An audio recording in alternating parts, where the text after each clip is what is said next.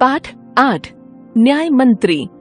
सुदर्शन की प्रसिद्ध कहानी न्याय मंत्री में न्याय का निष्पक्ष रूप प्रस्तुत किया गया है। ब्राह्मण शिशुपाल जहाँ अतिथि का आदर सत्कार खुले हृदय से करते हैं, वहीं न्याय मंत्री बनकर ऊंच नीच का भाव मिटाकर निष्पक्ष न्याय करते हैं। संध्या का समय था, चारों ओर अंधकार फैल चुका था। ऐसे में किसी ने घर का दरवाजा खटखटाया। कौन है? ब्राह्मण शिशुपाल ने पूछा। एक परदेसी। बाहर से आवाज आई। क्या मुझे रात काटने के लिए स्थान मिल जाएगा? शिशुपाल ने दरवाजा खोला। उनके सामने एक नवयुवक खड़ा था। उन्होंने मुस्कुराकर कहा, यह मेरा सौभाग्य है। अतिथि के चरणों से यह घर पवित्र हो जाएगा। आइए, पधारिए। अतिथि को लेकर शिशुपाल घर के भीतर गए और उनका आदर सत्कार किया। यह देख परदेसी मुग्ध हो गया। भोजन आदि से निपटकर दोनों बातें करने लगे। बात उस समय की देश की व्यवस्था पर हो रही थी। शिशुपाल ने कहा, आजकल बड़ा अन्याय हो रहा है। परदेसी इस बात से सहमत न था। वह बोला, दोष निकालना आसान है, परंतु कुछ करके दिखाना कठिन। शिशुपाल बोले, अवसर मिले तो दिखा दूं कि न्याय किसे कहते हैं। तो आप अवसर चाहते हैं? हाँ, अवसर चाहता हूँ। फिर कोई अन्याय नहीं होगा? बिल्कुल नहीं। कोई अपराधी दंड से न बचेगा? कदापि नहीं। परदेसी ने मुस्कुराकर कहा, यह बहुत कठिन काम है। मेरे लिए कुछ भी कठिन नहीं। मैं न्याय का डंका बजाकर दिखा दूंगा। सुबह उठकर परदेसी ने शिशुपाल को धन्यवाद देकर उनसे विदा ली। कुछ दिनों बाद शिशुपाल के घर कुछ सिपाही आए और उनसे दरबार में चलने के लिए कहा। शिशुपाल सहम गए। वे यह न समझ सके कि सम्राट ने उन्हें क्यों बुलाया है। कहीं उस परदेसी ने सम्राट से झूठी शिकायत तो नहीं कर दी। सोचते सोचते वे सिपाहियों के साथ चल पड़े। दरबार में पहुंचकर शिशुपाल का कलेजा धड़कने लगा। तभी सम्राट अशोक मुस्कुराते हुए बोले, आपने मुझे पहचान लिया होगा।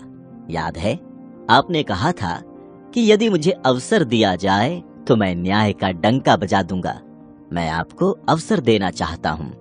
आप तैयार हैं? शिशुपाल ने बड़ी शांति से उत्तर दिया, यदि सम्राट की यही इच्छा है तो मैं तैयार हूँ।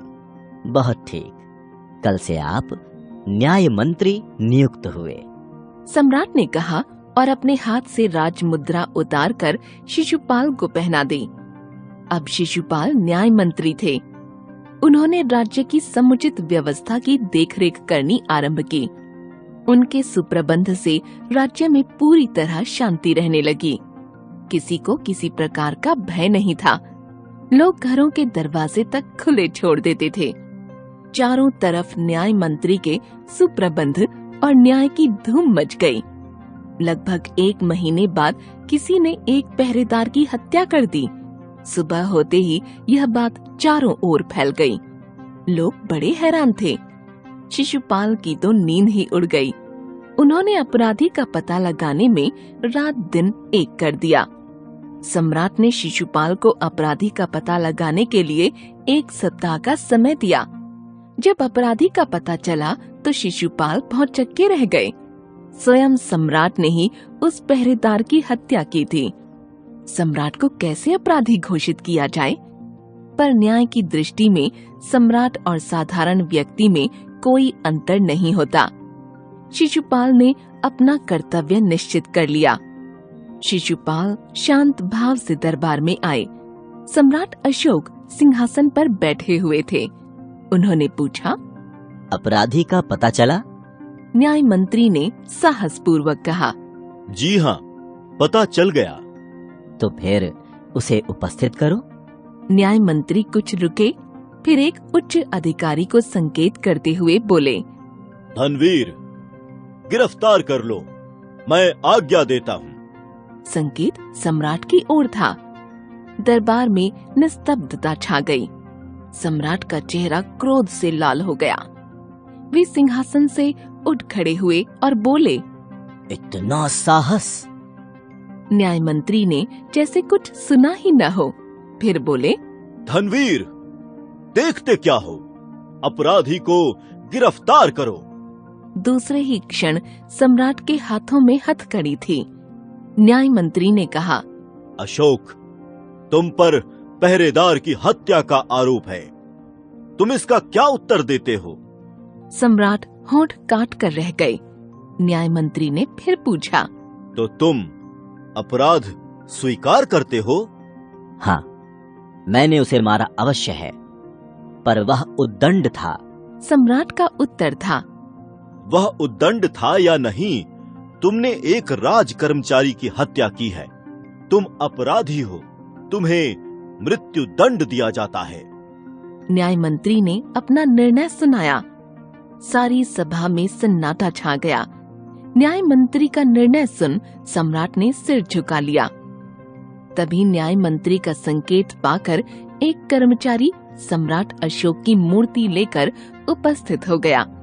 न्याय मंत्री ने खड़े होकर कहा, सभाजनों, यह सच है कि अपराधी को दंड मिलना चाहिए, परंतु अपराधी और कोई नहीं, स्वयं सम्राट हैं।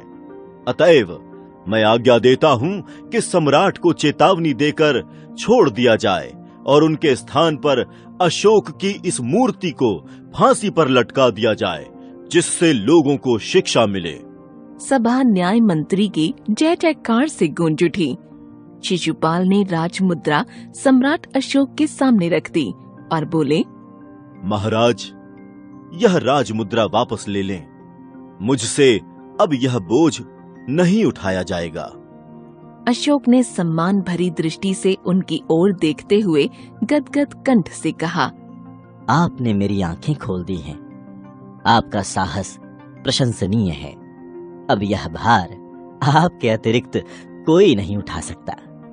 न्याय मंत्री निरुत्तर हो गए। लेखक सुदर्शन।